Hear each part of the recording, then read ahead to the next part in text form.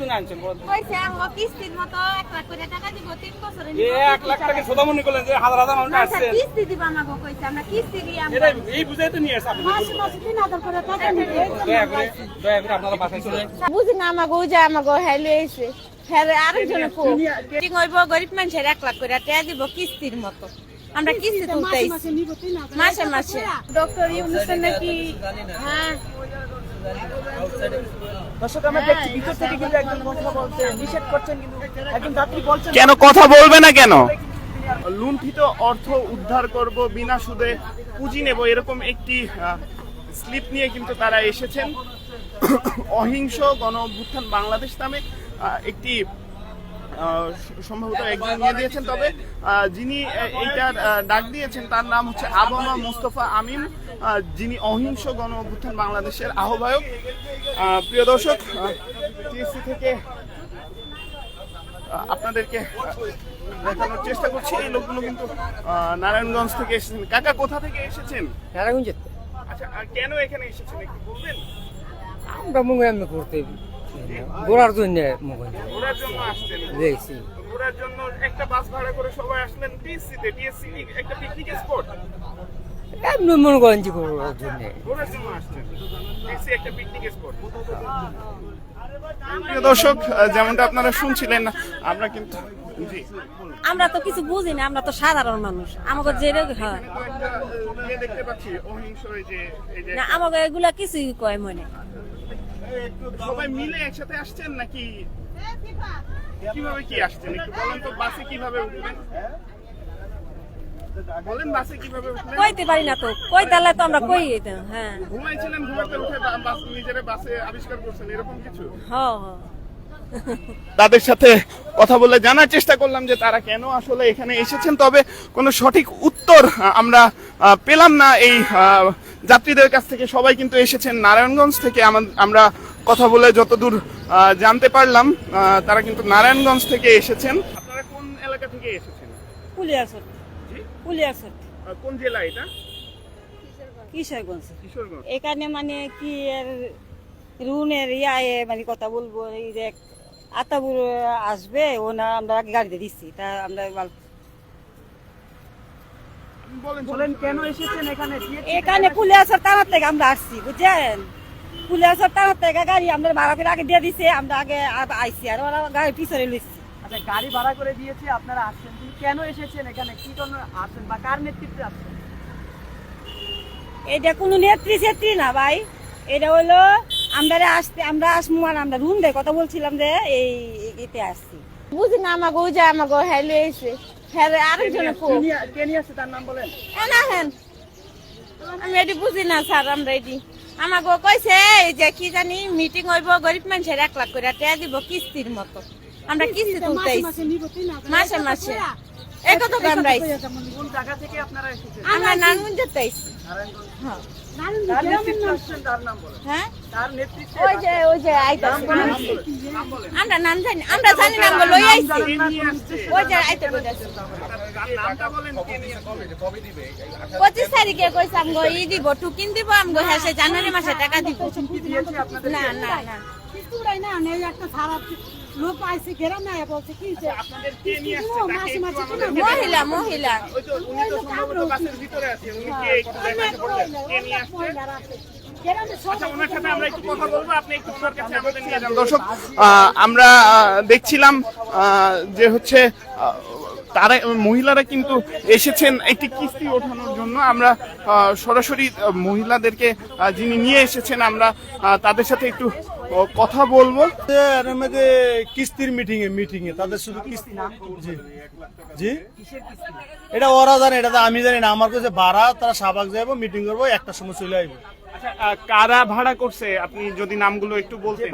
না, এটা আমি জানি না, বাস ভাড়া হয়েছে, কে ভাড়া করছে এটা আপনি জানেন না, তাহলে আপনি বাসের ভাড়া কার কাছ থেকে নিবেন? আমাদের গাড়ি দুইটা থেকে আমাদের বড় ভাই ভাড়া করছে আগের গাড়িতে, ওই আমরা একসাথেই ভাড়া মারি আর কি। আমরা দেখছি আপনার ফোনে কথা বলছেন, আপনাকে চলে যেতে বলছে। কে বলছিল চলে যেতে আপনাকে? না, ওইটা গাড়ি কোন জায়গায় রাখছে ওইটা বলছি।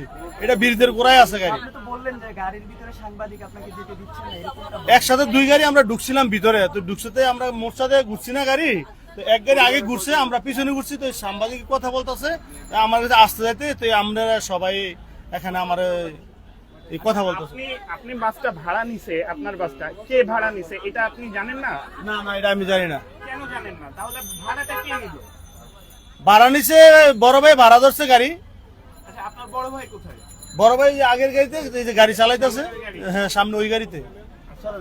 আমরা সরাসরি একজন চালকের সাথে কথা বলছিলাম। আমরা যারা এখানে মানুষ এসেছে তাদের সাথে কথা বলে যতদূর জানলাম যে তাদেরকে কিস্তির টাকার কথা বলে তাদেরকে এখানে আনা হয়েছে। আমরা কয়েকজন মানে একজন বাস চালকের সাথে কথা বললাম, তিনি আমাদেরকে সঠিক কোনো কথা বলতে পারলেন না কেন তারা এখানে এসেছেন, তবে বললেন যে কিস্তির বিষয়ে একটি মিটিং আছে, সেই মিটিংটা হবে শাহবাগে, এবং এই শাহবাগ থেকেই একটার দিকে এই মিটিং শেষ হয়ে যাবে। আমরা এখানে একজন মাইক্রোবাস চালককেও দেখেছিলাম, তার সাথে আমরা কথা বলার চেষ্টা করেছিলাম। আমরা একটু দেখব যে এখানে বাস চালককে হয়তো প্রশাসন, বিশ্ববিদ্যালয় প্রশাসন হয়তো বাস চালককে সামনের দিকে নিয়ে গেছে। আমরা টিএসসির দিকে যাব এবং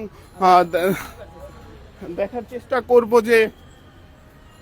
চেষ্টা করব যে বাস চালকরা কোথায় আছেন। আমরা সরাসরি বাস চালকদের সাথে একটু কথা বলে জানার চেষ্টা করব যে আসলে কি হয়েছে। কাকডাকা ভোরে টিএসসিতেও ঠিক এরকম ঘটনাই ঘটেছিল, তবে এখন বেশ কয়েকজন লোকজন আছে, তবে সকালে লোকজন ছিল না। সেই পরিস্থিতিতে এসে এখানে মানুষের ভিড় হট্টগোলে টিএসসির পরিস্থিতি একটু উষ্ণ হয়ে গিয়েছিল। আমরা দেখছি যে এখানে বেশ লোকজন কিন্তু এসেছেন, প্রশাসন আসছেন এখানে। দেখি প্রশাসনের ভূমিকা কি। পুলিশ সদস্যরা কিন্তু এদিকে এই বাসের দিকে আসছেন। আমরা আপনাদেরকে দেখানোর চেষ্টা করব প্রশাসন কি ভূমিকায় পালন করে এখানে। আমরা দেখব।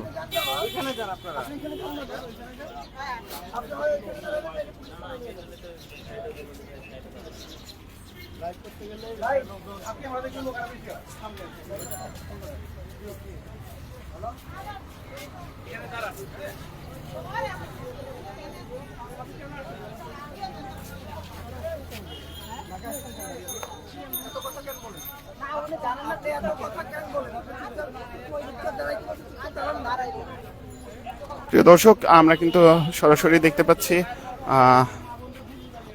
বাস চালক, বাসের সামনে কিন্তু প্রশাসন এসে উপস্থিত হয়েছে। পুলিশ কিন্তু কথা বলছে, বাসের যারা যাত্রী আছেন তাদের সাথে কিন্তু কথা বলছেন। আমরা জানি যে আপনারা নিরপরাধ, আপনারা বুঝতে পারেন নাই, তাই আসছেন। আপনাদেরকে বলবো যাইয়া কিছু লোক তাদের ব্যক্তি স্বার্থ হাসিলের জন্য আপনাদেরকে নিয়ে আসছে, তাদের নিজের পকেট ভারী করার জন্য। আপনাদেরকে বলছে যে ফ্রি ভাবে খাওয়া দাওয়া দেওয়া হবে, গাড়ি ভাড়া দেওয়া চলে আসছে। কিছু না আনছেন 1 লাখ টাকা সোদা মনে করলেন যে হাজার হাজার মানুষ আসছেন, এই বুঝাই তো নিয়ে আসছে। দয়া করে আপনারা বাসায় চলে ও ইয়ে গেছে, ডিসি সাহেবের সাথে দেখা করতে গেছে। ও তো বললো যে আমি ডিসি সাহেবের শাহবাগ মোড়ে। সেটাই তো আপনারা জান, পরে আমরা ছাড়তেছি। আমরা তো সাভার যাব। শাহবাগ কি কেন যাবেন আপনারা শাহবাগ? ডক্টর ইউনূসের নাকি, হ্যাঁ দর্শক আমরা দেখছি ভিতর থেকে কিন্তু একজন কথা বলছে, নিষেধ করছেন, কিন্তু একজন যাত্রী বলছেন কেন কথা বলবে না কেন? বলছেন না। আচ্ছা, ডক্টর ইউনূস সঠিক একটু আমরা তো সঠিক জানি না, যাওয়ার পরে বলবে। না জেনে কিভাবে আসলেন আসলে?